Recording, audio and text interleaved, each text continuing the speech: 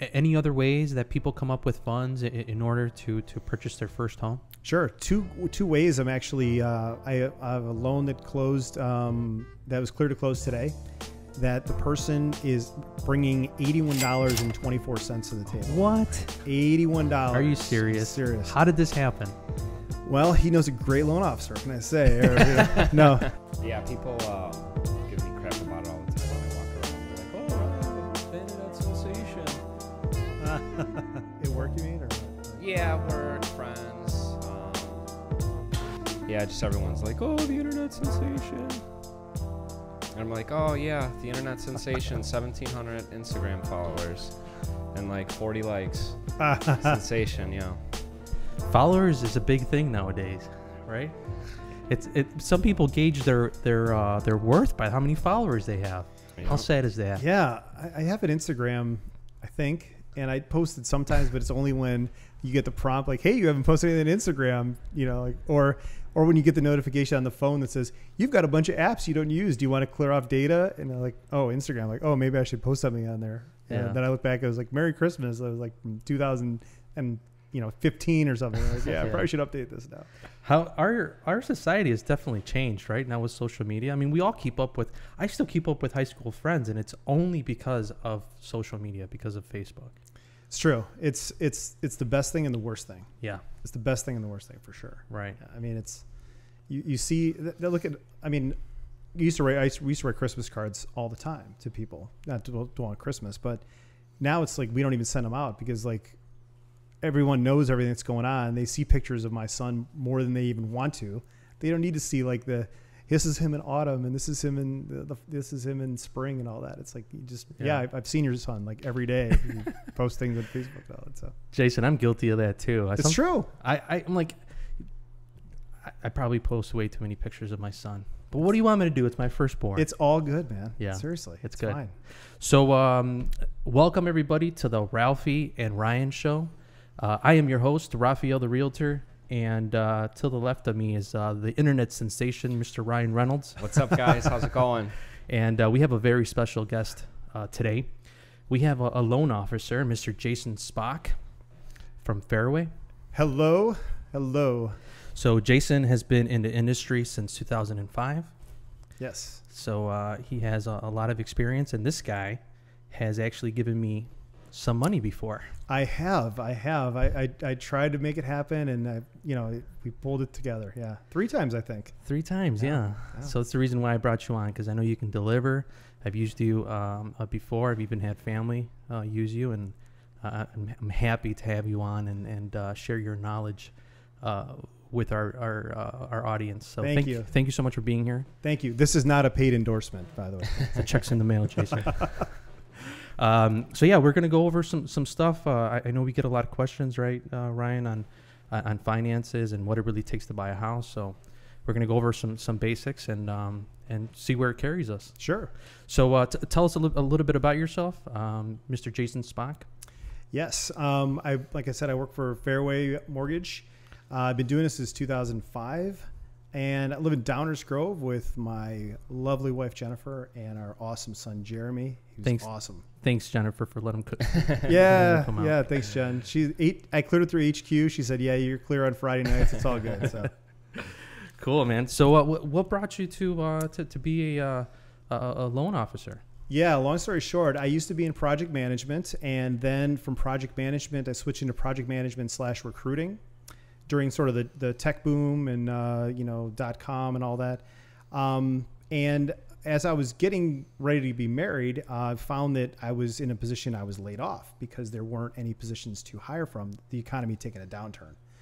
One of my last positions that I had done in recruiting was for loan officers and small business bankers.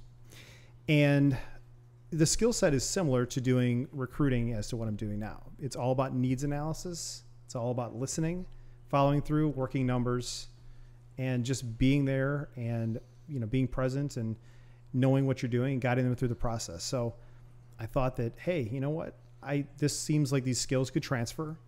And really, if I get to do, if I can put home loans together and learn how to do that, I can align myself where I don't have to fill job orders. and wait, and I'm just hostage to how good the people are in my company are in getting job leads for me to fill, I can go out and get my own business and do it that way. So I took a leap of faith and switched it up in 2005, and been doing it ever since. So, I mean, if you know anything about the way that the market has been since 2005, it was up, then it was down, and it was up, and it was down. So doing it for 14 years now, I'm either really good at what I do or I'm really crazy or maybe both. So it's probably both. Yeah. So 2005, so you obviously like your job since you've been doing it this long. Yeah.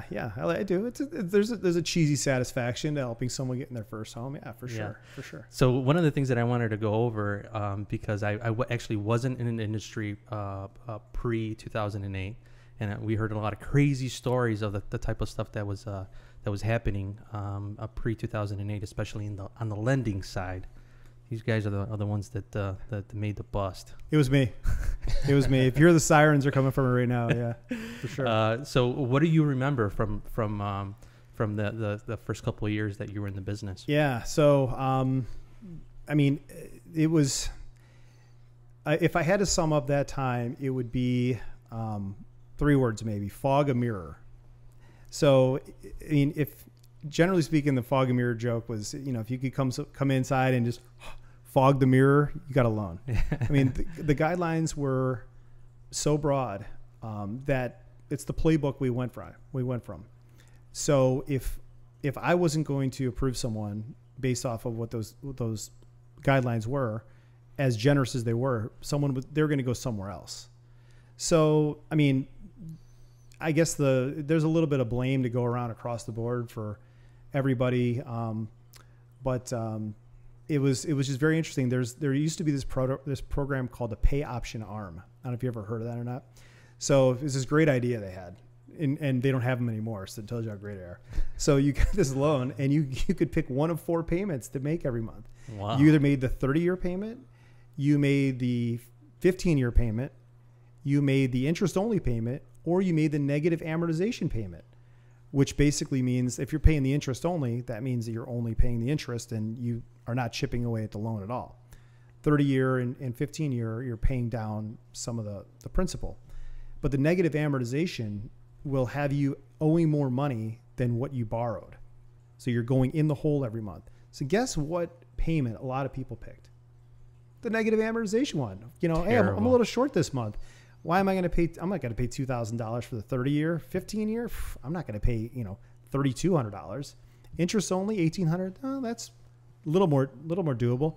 What's this? Ooh, I can pay $1,400, whereas you owe $1,500 or $1,600 on an interest only. My home's never going to go down in value. Mm-mm. Look at these charts. Everything's going up. Yeah, it's all roses. It's all sunshine and unicorns. It's great. I'm going to make so much money. I'll probably buy 5 houses. Yeah. So you walked into this already going on, right? So you were just going with the flow, I bet. Yeah, I mean, a lot of heat is taken with the stated loan, stated income kind of things. But you run the findings through, and there's Fannie Mae and Freddie Mac are the 2 big federally mandated organizations, if you want to say that basically set all the guidelines for what is and what is not a conventional conforming loan. And they are the ones that make the software that says whether someone's approved or not approved based on the data you're putting in there. And if someone had great credit and had been on their job for a while and they were a salaried employee, it would come back, no need to verify employment or no need to look at pay stubs. No need to submit pay stubs. Wow.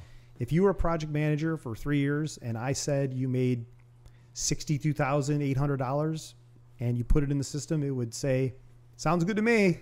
Let's do it. Yeah. Yep. So yeah, a lot of things like that that you could skirt around it. I mean, I guess it depends on what you mean by project manager. Do you mean someone that answers the phones at a company that sells lamps or something? I mean, maybe she manages projects. Maybe he manages projects. Boy, they're a little short. She only makes $34,000. You know what? Why don't we just say they're a project manager and we'll say $58,000? Sound good. All right, we'll do it. Yeah, crazy. So there was a lot of liberties taken too. Sometimes. So coming up to 2008, as a lender, did you start noticing that did you start getting a hint of like, this is wrong, where people are getting pre-approved that shouldn't be getting approved? It's a good question. Not really, because I was sort of new in the industry, so I didn't really know, I guess, where the pendulum had swung so far at that point. I'd only been to that side of the pendulum, and now I'm seeing it go all the way back. So looking back, I can see that there were definitely some things that are just like, I mean, just the way the representatives for the investors would come in and say what products they had for credit scores as low as like the high 400s and low 500s, and just if you had bankruptcies, they didn't care and things. So when did that really started? Did that start? It happened after the .com, right? When interest rates dropped. Yeah, I mean, and when was this easy lending? Was that right around the same time, or did it happen in the mid 2000, right around? Yeah, it was kind of a gradual thing. Okay. When politicians get in office, they think they can solve all the problems of the world, and they think that just by doing that. And one thing that they like to do is have home ownership be high, because if you're a homeowner, you are more invested in your community. You are more likely to be, you're a more stable environment. You're paying your taxes, those kinds of things. Taxpayers, all that. Yeah. So the politicians want a nation of owners, not necessarily renters. Nothing against renters. I rented for years, but so that's why all of these regulations were loosened, because they wanted to up home ownership. Yeah. And the reason to do that is, well, why don't we just make it a little easier for people to get in homes? And the banks said, okay, we can do that. And really, at the end of the day, the banks got bailed out because they were basically playing by the rules that were set by the politicians and people that ran Fannie Mae, Freddie Mac, who are government agencies. Right. So I still get this a lot, where people say, well, what if 2008 happens again? Everybody's worried about that. It's only been 10 years. What does lending look like today? Great question. I mean, it's so different now. It's almost an overcorrection. Somebody that has a very steady job and if she has been working in her industry for a certain amount of time, we still have to verify everything. Not only do we have to have pay stubs, and we have to have tax returns sometimes, but then we also have to have the transcript of the tax returns, because now we don't believe you that you're just giving us the tax returns. We have to get the transcript from the IRS to show that they match up, so you're not giving me a fraudulent tax return. And on top of that, we're actually going to call your work, as soon as 2 or 3 days before you close, to make sure you still work there and your butt is still in the seat. So there's such an overcorrection and over documentation of things that it's almost overkill at this point, just because it was so bad before. Now it's so bad on the other end. Now people complain about sometimes. Biggest complaint I get is, why do you need all this information? Why is there so much documentation? That's a pain in the butt, Jay. I'm going to be honest with you. That's the worst part of the mortgage, and it's necessary. There's no way around it. Everybody is requiring the exact same thing, but it's a pain in the butt, right? And I think you can be a little prepared before you go and visit a loan officer, but it's still a pain in the butt, Yeah, it is. Believe me, if there was one paragraph that I didn't have to have someone read, or one signature they didn't have to sign, or one pay stub they didn't have to send me, makes my job easier. I don't want to sift through this stuff any more than people want to send it to me. It's not fun for me to look through tax returns and things like that, but it's what you need to get it done. I mean, at the end of the day, my company is going to, send you hundreds of thousands of dollars on your behalf. Right. So, and they want to make sure that everything's taken care of and the guidelines are such. So, right. Yeah. What I try to do to combat that, because it is unfortunate, is just set the expectations. Here's what I'm going to need from you. And on the pre-approval process, which, probably we'll get into a little later, outlining all that and then having all that ready to go on the front end. Yeah. So needless to say, lending is alive and very healthy, right? Yes, very much so. Okay. We're very busy. I think our underwriters can work as much as they want in terms of overtime and all that, because we're just so jammed up. I'm getting approvals sometimes in the middle of the night. Not that I'm up looking for them, but I'll log on the next morning and I'll see that I got conditional approval at 1 a.m.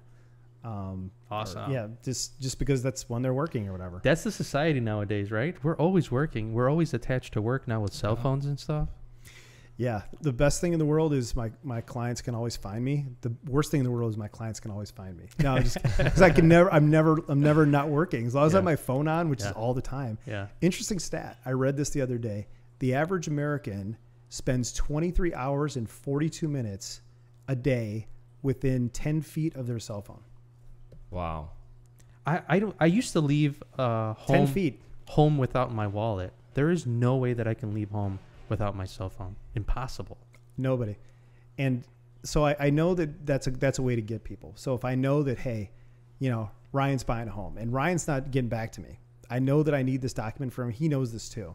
I'll just start blowing up you via text. Yeah. Hey, are we buying this house or what? We're partners here. Yeah. I can take a horse to water, but I can't make it drink. Right. And I can't break into your house and sift through your filing cabinets to find this stuff. I need you to send me your W-2. I know it's a pain. I wouldn't ask you for it if it wasn't necessary, but it is. Right. Sorry. Yeah. So one of the reasons that we wanted to bring you on is so we can have our audience have a feel of what the process looks like. And, I think everybody understands that most of us need a mortgage to close on a home. And there's many different options, right, to get a loan. There's a lot of banks, and I wanted to go over some stuff that I was a little confused with when I got started in the real estate industry, and maybe that you can clear out. I wanted to ask you the difference between a loan officer and a mortgage broker. Okay, good question again. I think it might have been 3 or 4 years ago. We were a company that I worked with. We were rebranding, and they took everybody's job titles that they had and put it all down. And I think we had 37 different job titles, from mortgage banker, senior mortgage banker, loan officer, senior loan officer, mortgage consultant, senior mortgage consultant, vice president of lending.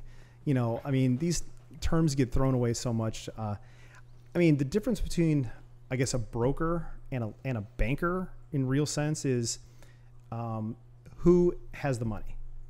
If I'm a broker, this means that I'm going to try to arrange this mortgage for you, and then I'm going to send your information over to a bank for them to underwrite and then approve and then fund it with their money. If I'm a mortgage banker, which is what I do, we're approving it in-house, we're underwriting it in-house, we're funding it with our money in-house. When you close, there's our wire, and then we could choose to service that loan ourselves, or which turns out most of the time is we send it over to a servicer. It could be a large bank, it could be a small bank, it could be a credit union that would service the loan, and you would make their payments there, and then we get our money back from them, and then that's how we make money.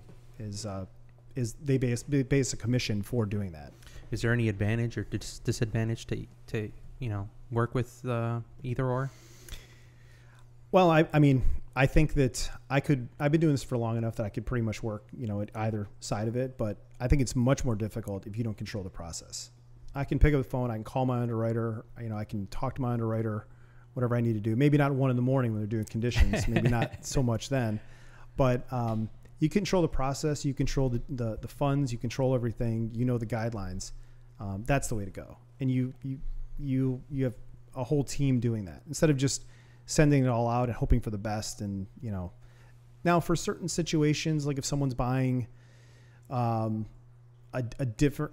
difficult to finance vehicle or something that is, I shouldn't say vehicle, if their employment is sort of odd, what they do or how they're structured, or, there's times when we would have to send it over to say, you know what, we're just gonna have to make sure that this is good, and send it over for someone to underwrite for us. But I would say it's, less than 0.5% what we would do that. Cool.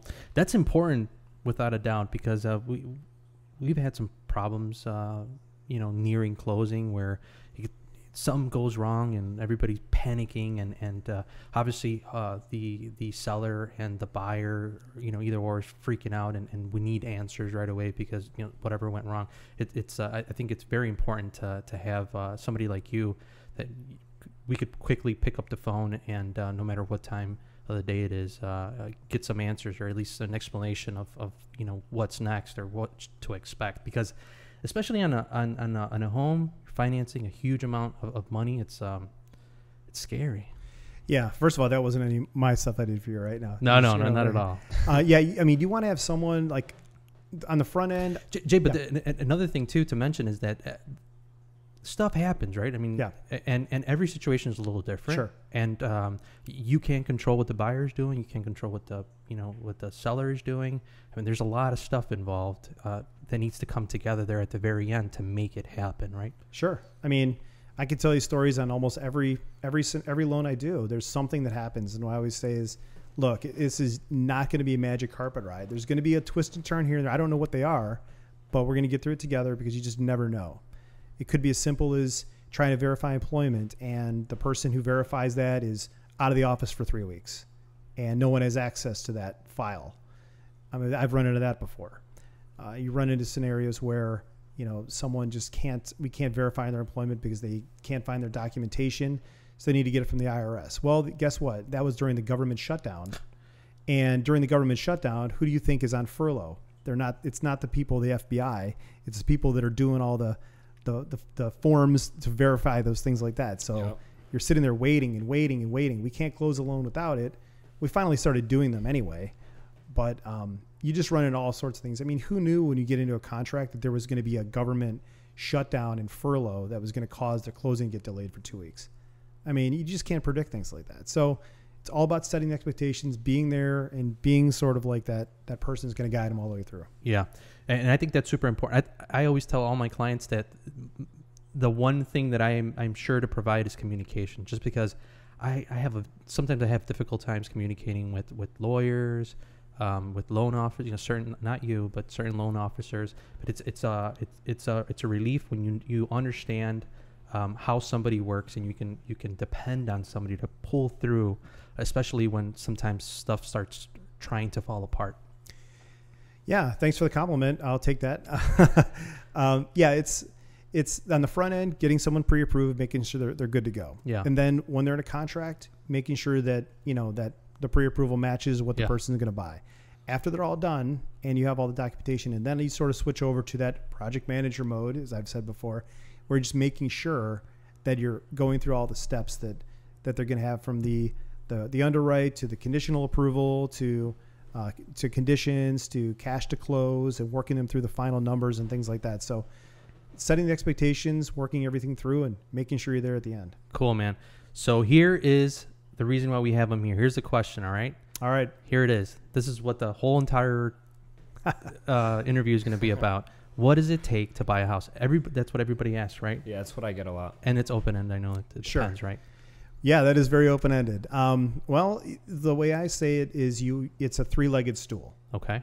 So if you have only two legs, you don't have a stool, you have a ladder, and it's kind of rickety. You don't need to have three perfect legs. You don't have to have, it's great if you do. I mean, that's awesome. Good for you. But more often than not, someone will have one perfect leg or maybe two perfect legs and one that's kind of shaky. And they can all be different in terms of what those legs would be: income, assets, and credit. Income, assets, and credit.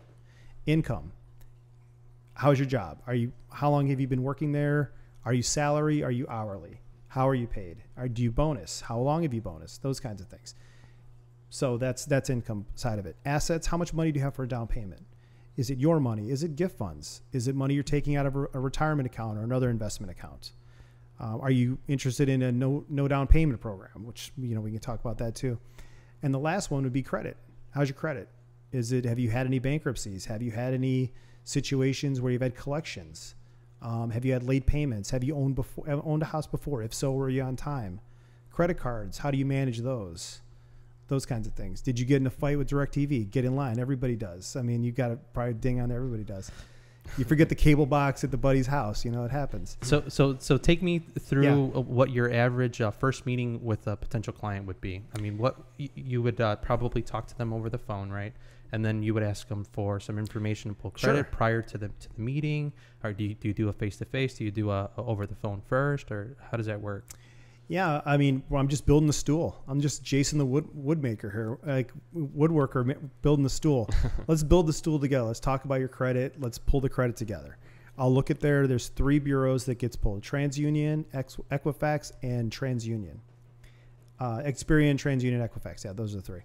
And there's three unique numbers to them. And your credit score is the middle score of those three. The thought there is that one is always going to shoot high in your credit score, or one is always going to shoot low. The middle one is going to be kind of where you're going to be. And if those three numbers should all be pretty close. If one number is 750, another number is 748, and the next number is 611, well, that one obviously is picking up something weird, but that doesn't matter because we're not going to use that number anyway.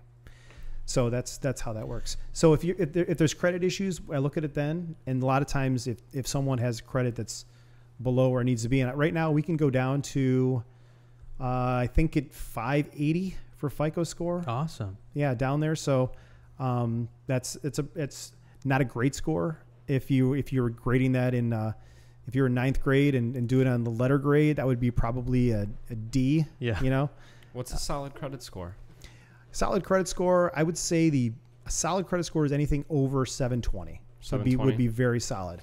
That's a good solid B. Good solid B. What apps do you recommend to check credit score? Because we use Credit Karma. I was going to ask you that. I've used some paid versions. Credit Check Total I used. What do you recommend?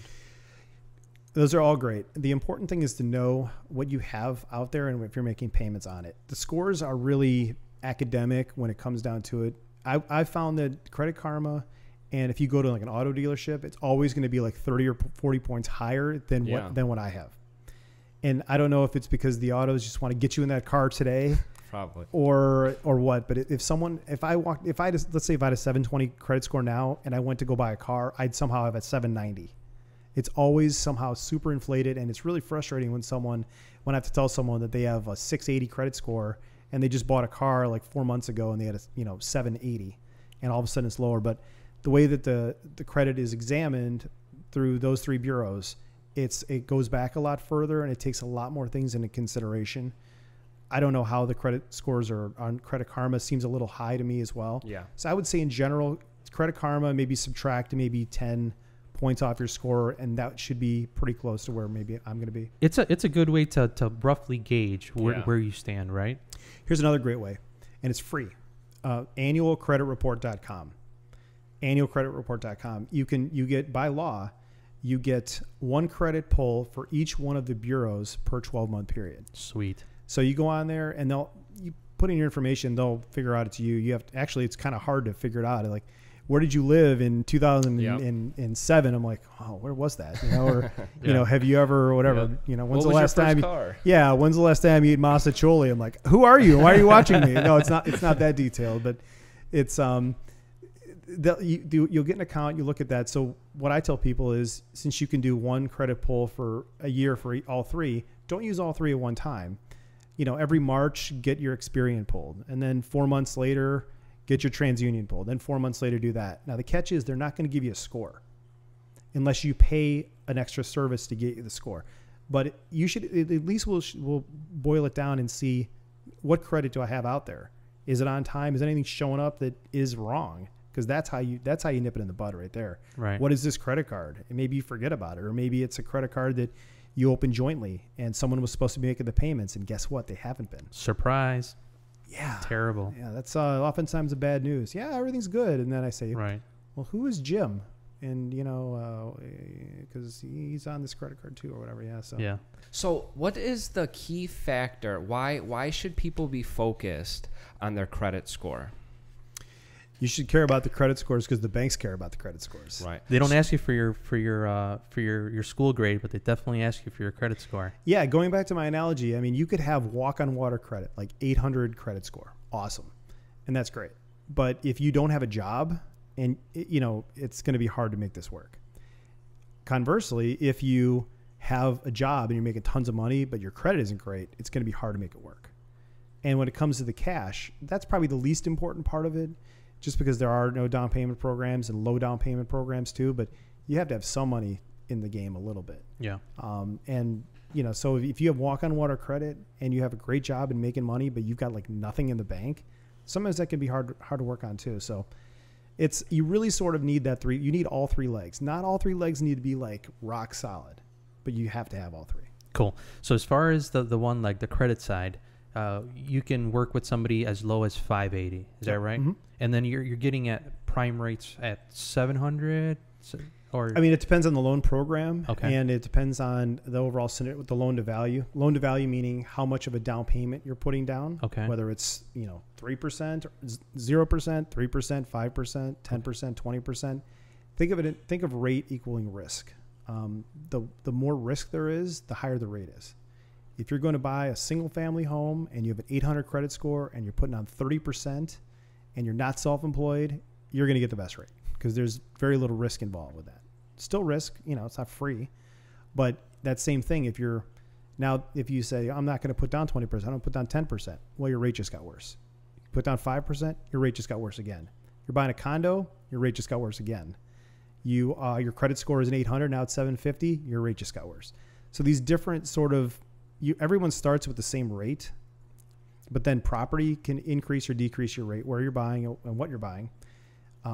Also how much you're borrowing versus how much you're putting down, and what your credit score is versus, what it could be. Yeah.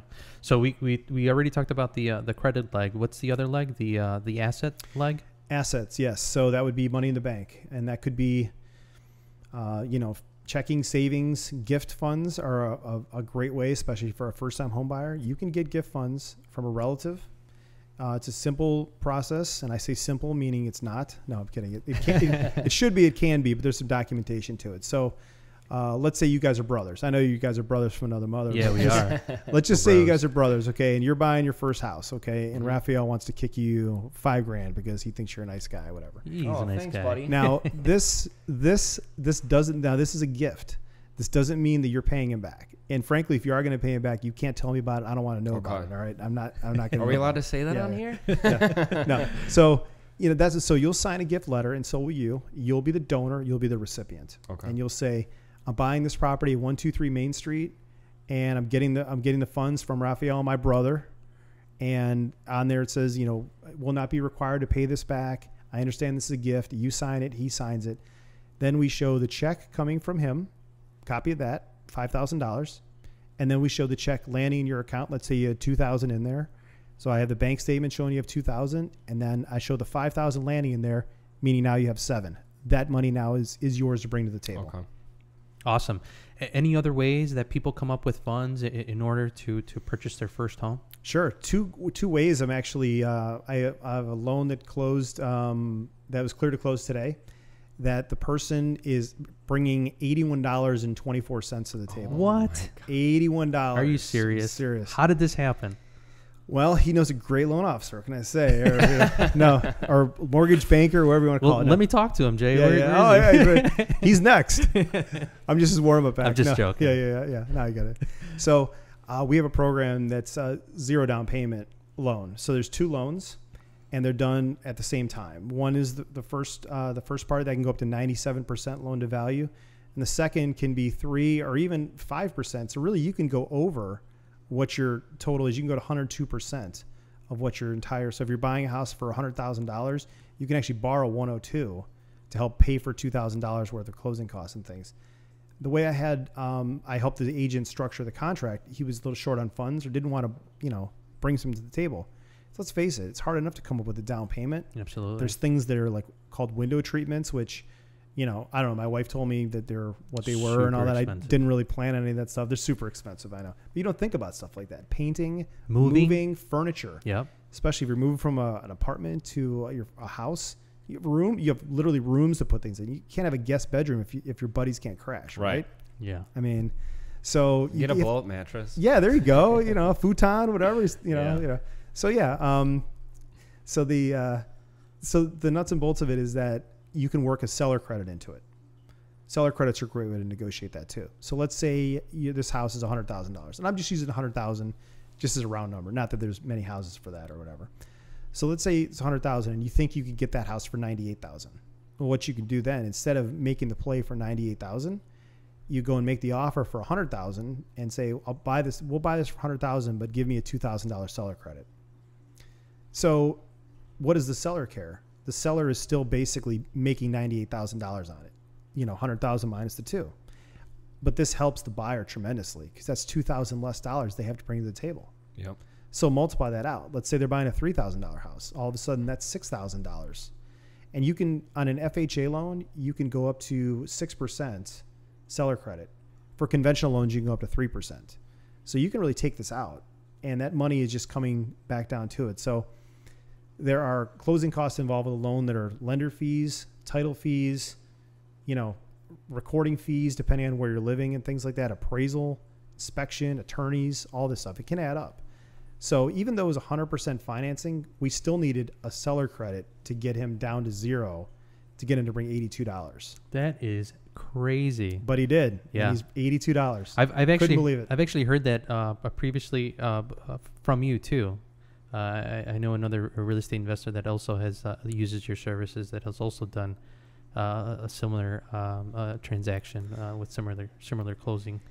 Yeah, there's all sorts of ways to slice it up. I mean, you have to have an agent such as, let me think. Do I know anyone that knows how to structure a deal? Yeah, let me think. I'm sure I can come up with a couple names. Raphael the Realtor. Yeah, no, Raphael the Realtor.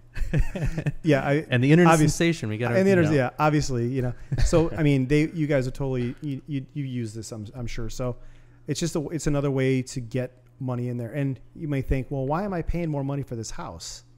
Well, if you're getting, what would you rather have, $3,000 in your bank account or $3,000 less that you're bringing to the table, or have your payment go up like $2.40 a month? Yeah, you extend it over 15 or 30 years, whatever that may be. $2.40 a month. That's how much you spend on an iPass going to O'Hare and back. And the peace of mind. I mean, for some people that have iPasses. I was gonna say, what is that? Yeah.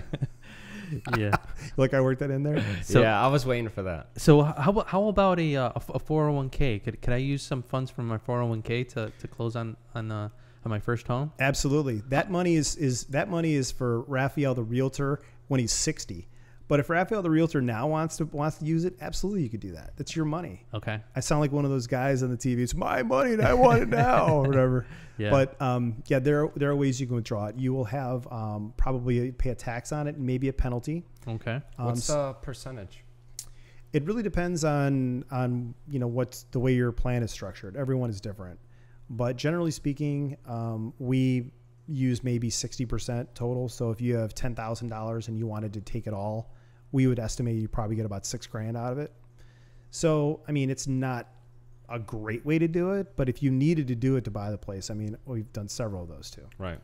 So what would you recommend a buyer have as reserves, or what does the bank require to have as reserves after the closing? I mean, can you have $81 in your bank account to close? Yeah, actually, my buyer only needed to verify $81 at the end of the day. If he only had $100 in his bank account, he could have bought this house. But you don't recommend that, though, I don't recommend that. No, I can't guarantee I could cut it that razor thin. What do you recommend a solid amount of money in your bank account after you close? Well, I'm not a financial advisor or planner, but if I had to say personally, I would feel comfortable having 6 months of all in my account. So if I knew that my mortgage was going to be $1,500 and I knew that with my taxes, insurance and all that, I would feel that 6 months of that would be a good cushion. Now, if you were on track to save that after you were buying, that could be one thing you could do. And that wouldn't preclude you from doing that. But I would feel good about that. But not a lot of people don't have a hard time with a down payment, let alone like the emergency thing. It's so tough. And it's tough because it varies, right? Like what if you buy a brand new home, a recent rehab that has brand new appliances, brand new furnace, brand new, you don't need that much reserves. What if you're buying a 100-year-old house that has old systems and stuff like that? You probably want a little bit of reserves just in case something happens. Yeah, like some ghost finding technology and things like that. Yeah, that's creepy. I mean, everyone's got their own ways, I guess, but that's not for me. But yeah, I mean, you need to look at that. One of the things on the front end of a deal is an inspection, and the way I say is home inspection is like a mechanic. So if you're buying a car, you want to have a trusted mechanic take a look at it. What does it run? Are there problems? Can you see any issues with the drivetrain? How has it been maintained? Are there any warranties on it? What's the wear and tear? Who owned it before? Did they take care of it? What's the life expectancy of the tires? You can look at all that stuff and figure it out. That all factors into it.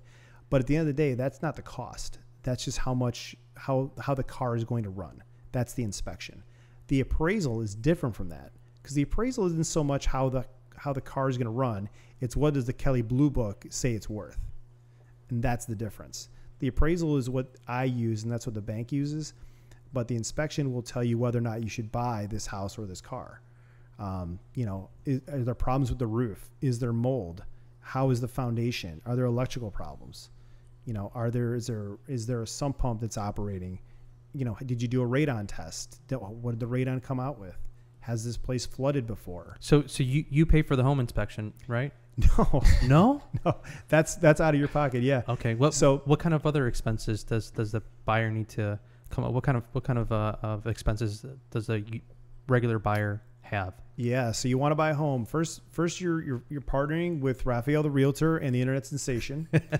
Hopefully. And then you're calling me, and we are going to go through the pre-approval, get credit, build that stool. Okay. Once we built that stool, then I'm back to you're back on the realtor side then, and then you're looking for homes.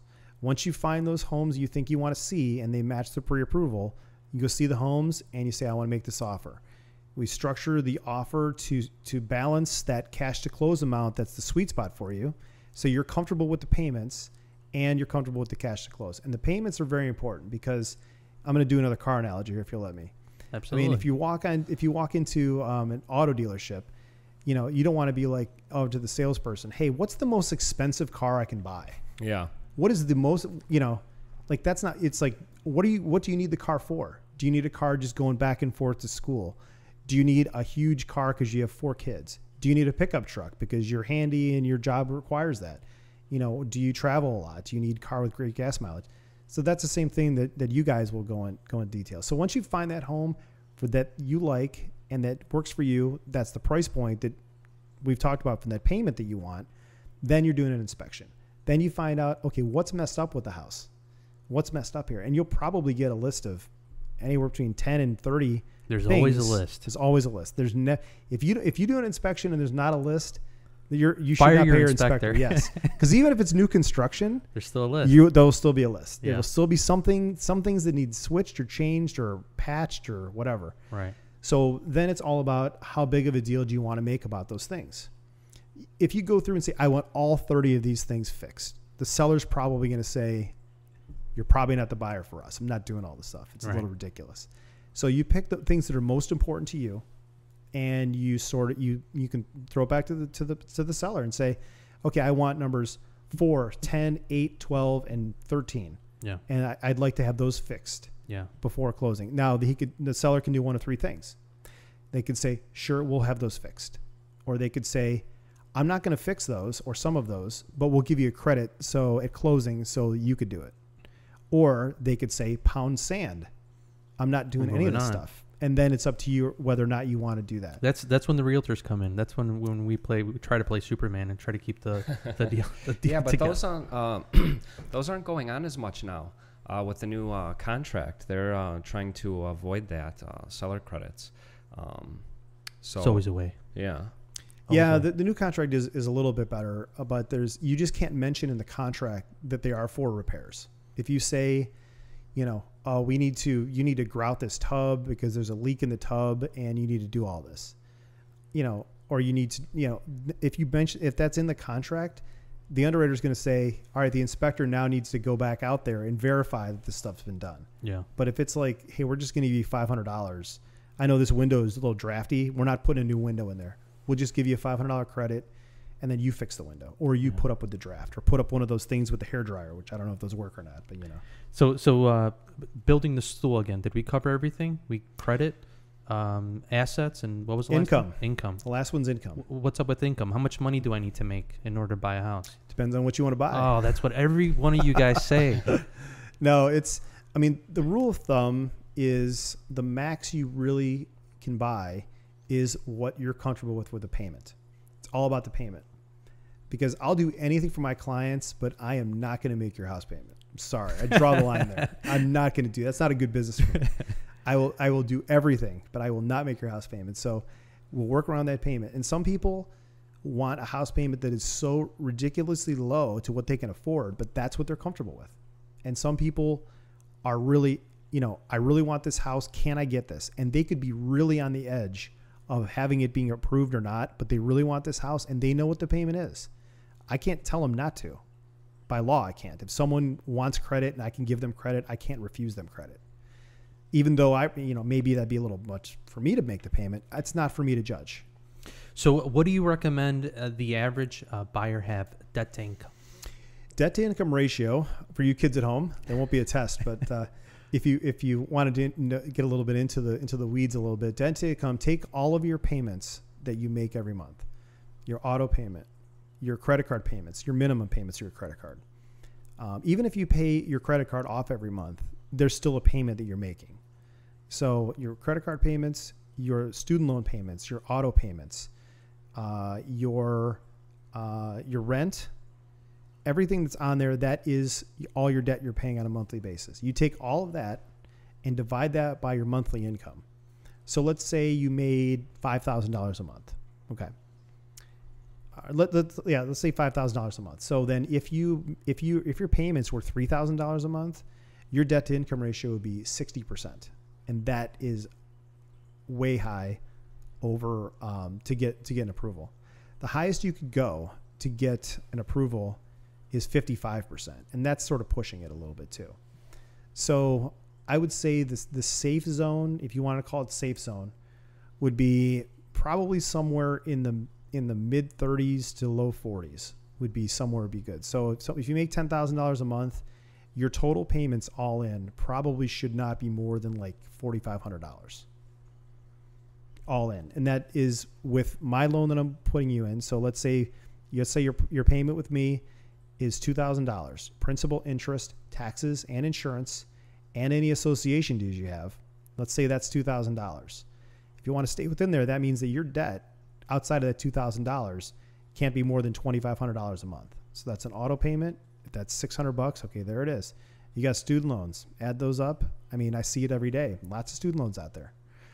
So it's really all about that. What's the average student loan debt you're usually seeing right now?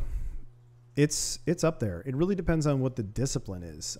Someone that is, in the medical profession is going to have way more than someone that isn't, but it's a lot. I mean, it's not so much, I'm not concerned about the amount of money that's owed. It's the payments. It all boils down to, at the end of the day, when you're making your payments, is there enough to go around to pay your mortgage? So even on the highest end, you're at 50%. That means that they're saying, look, if you make $6,000 a month, you got $3,000 to live on. $3,000 are just your payments, and that's even pushing it. So it's a serious thing, but it's not what we call bad debt in the scheme of what debt is, because that debt was used to get you into a program where you're working now, a higher paying job. Usually. Now what a lot of the problem is that a lot of times the cost of college has gone up so much, and it's for programs that don't really add to the bottom line, like art history, and someone can't have a job in art history while you're paying back those loans. But that's a different podcast. Yeah. We don't want to get all I don't want to get all political or anything like that. I mean, I know art history majors, and they're super cool, and I'm sure they're I've probably done a loan for an art history person before. I've done a lot of loans. I don't know. So speaking of loans, what kind of programs do you provide? So there's FHA, there's conventional, right? I mean, what kind of other programs do you guys offer? Sure. There's basically 4 buckets of loans. There's your conventional loan, which is probably the most common loan that we have. That's a Fannie Mae Freddie Mac loan from 0 to $490,000. Who's this? Freddie and Fannie. Fannie Mae, Freddie Mac are the 2 government entities that let's think of it this way. They are the shopping mall for home loans. So they are the Oak Brook Place or Lombard or Yorktown, whatever that mall is. I don't go to malls. Those malls. So you go in there, and every one of the different banks has kind of a store in that mall. And there's your Chase store, and there's your Bank of America store, and there's this store and that store. But they're all under the mall's hours, sort of. Okay. So the mall tells them sort of what to do and where to go and all that. They're playing ball by them. So we are selling to the mall. So if we're doing a conventional conforming loan, we know that anyone inside this mall can take this loan. We can go here, we can go there, we can go there. So therefore, the better chance you have of getting a better rate is if more investors want your loan. And we work, I think, where I work at Fairway, it's I think 34 different investors across the board that we can go right to. So rather than like a Chase where you just are a PNC or you're just doing just their loan or Chase just their stuff, we do everybody's. So if I can go and I can have all these stores, if you will, follow my analogy, in the mall compete against that, all of them are really put their best foot forward. So it's where you get into a little bit more of an issue is these risk factors. You start having some credit issues. Now all of a sudden, instead of 30 banks in there, maybe only 15 are really interested in you. And then all of a sudden you say, well, hold on a minute. I know I've got some credit issues, but now I can only put down 5%. Now maybe some different banks say, that's too much for me right now either. Now you're down to 4 investors. And these investors know that, and when I say investors, I mean banks and things. They know that they're the only players bidding on this basically. So they can price accordingly. So they know that the riskier it is, if they're going to play in that arena, they're going to charge more for it. So my goal is to make you as prevalent to all these stores so they're all bidding for you. I get paid the same on every loan, whether your interest rate is 1 or 10. Doesn't matter. I get paid the same amount. So I have no reason not to get the lowest rate possible, because at the end of the day, I want a great transaction. I want the lowest payment for you possible, but I want, more importantly, I want you telling your friends, absolutely, and your coworkers and your Aunt Hilda, that hey, Jason's awesome. You need to call him. Don't call anybody else. That's what I want. Right. So you said there was 4 programs. There was yes, conventional is the first one there. That's the one I'm going to try to get you in. Okay. FHA is another program, which is great as well. It's also a government program. Okay. So Fannie Mae, Freddie Mac, FHA are all 3 government sort of entities.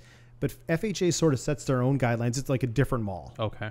It's not bad. It's just different. Yeah. They have different down payment requirements. They have different mortgage insurance requirements. They have different interest rate requirements and loan to value requirements and all that. So the third would be jumbo for anyone that is borrowing over $490,000. Okay. So that means that the mall is closed. You're now going to the one store that's down the street, and they're making their own rules. And the store across the street's also making their own rules. So it's harder to underwrite that, because if we know, hey, we got to take it to that place, if they don't like it for some reason, it's back on us. And now we've got to find someone else to take it. And they're keeping it in-house, right? We have to make sure they can buy it. So it's a lot more careful, because if we're underwriting to jumbo, we can't just say, hey, which one of these 30 are we sending it to? We're like, that's got to go to that person. Yeah. And if it doesn't, it better go to someone else, or we're in trouble. Right. We don't make money by servicing the loans. We're not set up really to do that. Yeah. We lend the money, and then we get paid back from the investors. Cool. So you have jumbo, and what is the fourth? Conventional, jumbo, FHA, and the fourth one is VA. VA. What is VA? That'd be a veteran loan. So someone that is active or former military, whether that be in the armed forces combat or even in reserves or anything like that. They are eligible for a VA loan. That is a no down payment loan. Nothing. It's great. 0? It's great. That's awesome. Yep. So what do you need for down payment with an FHA? FHA, you could go to 3.5% down. Cool. Conventional, 3%. Okay. VA is 0. But there are some conventional programs, like I mentioned, that we have that are no down payment programs that we call piggyback programs. Oh, where cool. there's one loan, and then the second loan is piggybacked onto the second to make a combined 100% loan to value. Wow.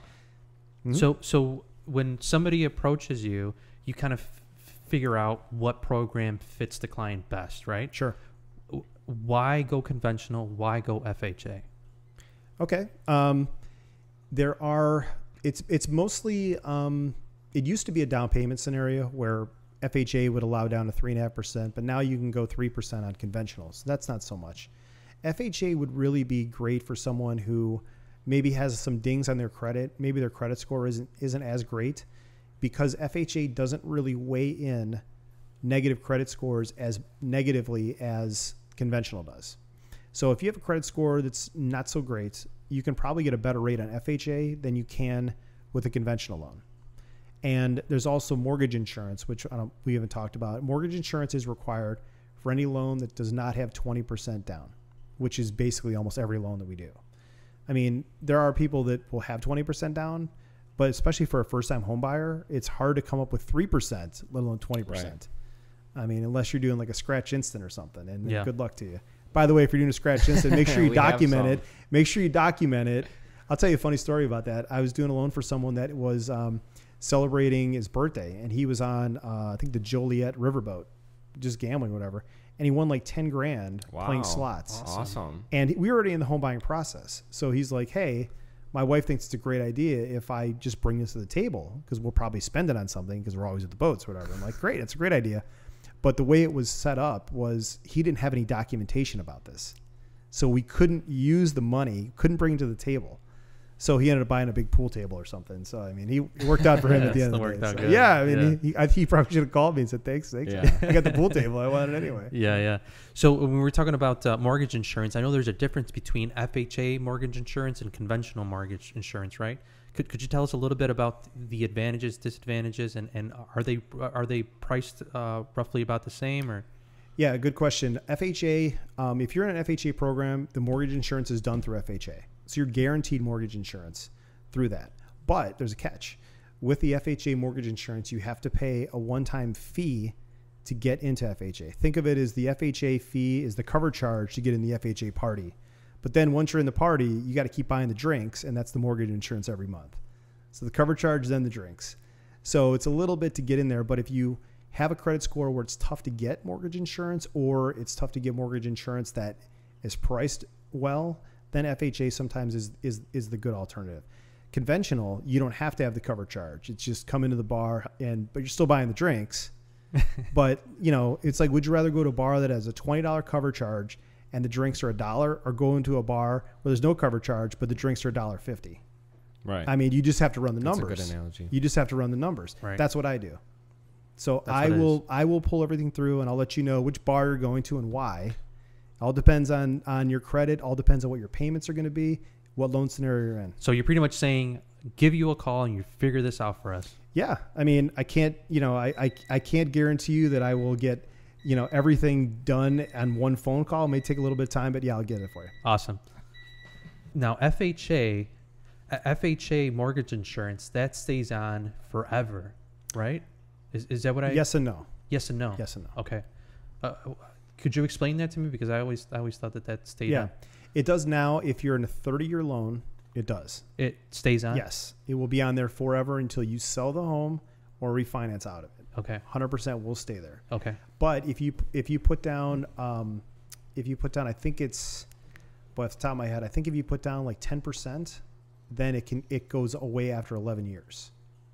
So if you do the max financing, you do 30 years and you do 3.5%, it's on. It's not going anywhere. You will always have it. And if you do FHA, no matter what, even if on the front end, if you do FHA, if you put 50% down, but you have to do an FHA program just for credit reasons, you have mortgage insurance on it, even though you have 50% down payment. Wow.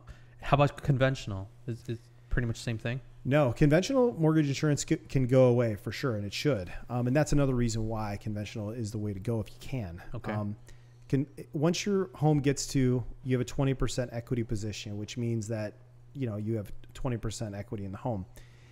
Once it gets down to that point, you could then contact your bank. And now new regulations over the last year were specified that the bank has to get back to you within 30 days of your request to tell you yes or no, you can get rid of the mortgage insurance.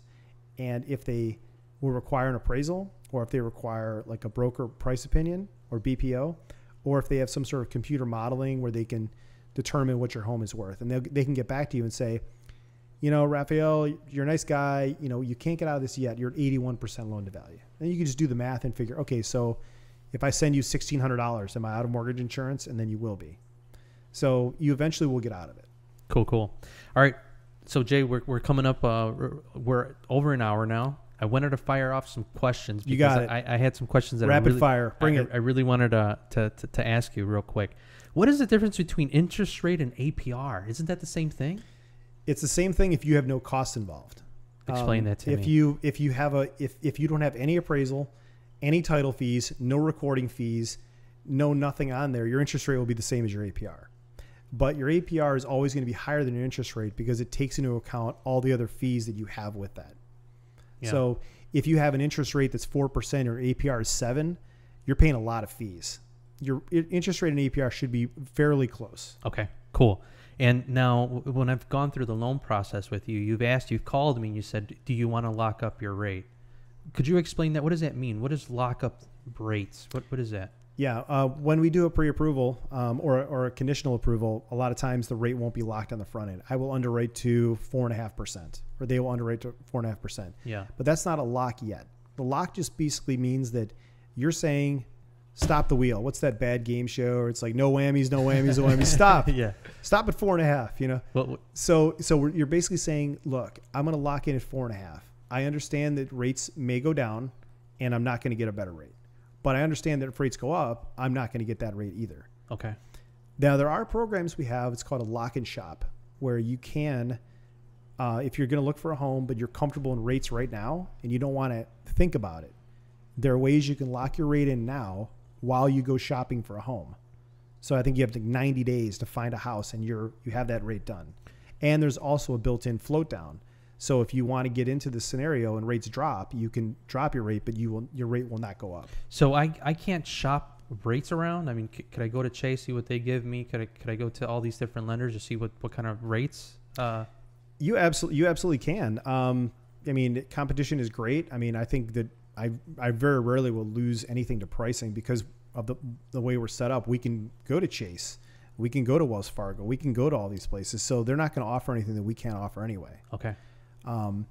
But we are going. The other side is that what Chase can't offer is that they can't offer the other people's rates that we can. So if you're going to fly to Los Angeles, you could go to American Airlines website and say, that sounds like a good fare. I'm just going to take that. No problem. Here's my credit card. I mean, I don't know many people that do that. What do you do when you're going to fly somewhere? Do you just go to one website? No. Shop around. Right. You go to Orbitz or something like Travelocity. That's the software we have. You know, I don't really care how you're getting to Los Angeles. I want to make sure you're there in the quickest way possible at the time that works for you. And, you know, based on your credit, maybe you're sitting in first class, maybe you're not, but you're still going to get there, right? Yeah. And, you know, I don't care if your airline is nondescript. If you really want to work with a certain investor and say, all my stuff's with Chase or whatever, I can probably make sure that your loan goes to Chase, probably at a better rate than what they have anyway. Awesome. Yeah. So here's another one. Fixed rate and a variable rate. Now we kind of have an understanding of that, right? And I know that variable is looked down upon without a doubt, right? And we hear a lot of that stuff. When is variable an advantage? Sure. Two programs. Okay. They're both 30-year loans. So you're going to pay off the loan over 30 years. An adjustable rate mortgage, or ARM, is basically saying, I want as low a rate as possible on the front end of the loan. And I'm willing to have that fixed for 5 years or 7 years, knowing that my rate could go up or down after that 5th or 7th year. This is great for someone that's buying their first home when maybe they're thinking about starting a family and maybe they can't see themselves in this home after 5 or 6 years down the road. You know, instead of getting in a rate that's 4.5%, get into an adjustable at 4%. You're locked in for that 5 or 7 years, that lower payment. The problem is, obviously, if you decide, hey, we change our mind, we're not having kids, or we really like living where we are, now you got to see where that payment's going. And that's the risk you have to play. That's why most people don't choose an ARM. But there are a lot of people that I know that are just know that they want that scenario and they would rather have the lower payment. Yep. Awesome. So to sum up, I wanted to go over your business and why I think you're so great. One is because your communication, I can reach you, any time of the day. I also love how you communicate with your clients and how you lead them through the process. Could you tell us a little bit about what kind of services and what kind of stuff do you do to try to lead the client through this intensive process? Because one is the buying side and getting the home that you really want to do, that you want to buy. And then the other side is getting your finances and all the paperwork together and getting that loan to close on this home. So how do you communicate with them and how do you keep them in the loop of what's going on with their loan? Communication, obviously, it's what it's all about. And, everyone has their cell phone. I just saw a stat that 23 hours and 48 minutes is the average amount of time that we are within 10 feet of our phones. Crazy. So obviously people are sleeping in arm's length of their phones, taking a shower. You're probably just putting it on the sink right there and then just maybe you have one of those screens where you're like in the shower. There's waterproof things. I mean, I don't know. I bring him. Sometimes I bring it inside the shower. Yeah, it depends on how much you gram. I don't know. You know, I'm not or not other there. things you're doing. Right. Yeah, I'm not right. All right. Whatever. That's cool. So that's cool. Wow. Really good. Yeah. But communication's key, and the cell phone is the way that a lot of people want to get information. So my app is great. What app? You go to jasonspock.com. You could download my free app. And it's got all kinds of great loan calculators on there. You can actually follow your loan through the process. It's almost like a Domino's Pizza kind of tracker, only instead of 30 minutes, it takes 30 days for it to go through. So I wouldn't really stare at it too much. But you can also see where your loan. You can see where your loan is in process. There's like some vocabulary words, like what does that mean? There's definitions on there. You can look up payments. Hey, what if I put down a little bit more? What would that do for my payments? Very easy to use. App is free. But on email, we send emails out for every step of the way, not only to the buyer, but also to the agents on the buyer's side, on the seller's side, and the attorneys. So they all know what's going on. Everyone's plugged in. Everyone gets updates. And I often, will call and give updates if I need to as well. On the front end, more often than not, it's a phone call and someone's downloading the app and they're doing an application on jasonspock.com. It used to be back in the day, before all these cell phones and things were all around, that people would just come in and they would meet with me face to face, and I would actually take a loan application. I would write it out with them. What is your name? Do you have a middle initial? And I can still do that. I think I don't even know if I would even have one of those ready to do. I'd probably have to ask someone for one. We used to have a stack of them, just blank ones laying around.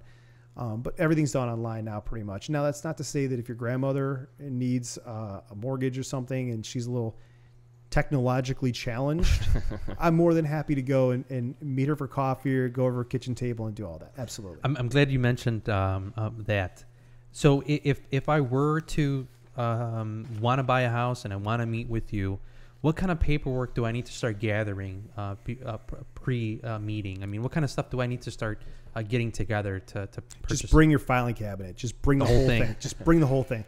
Go to Home Depot, rent a truck, just back it up. Just bring it all over. Everything.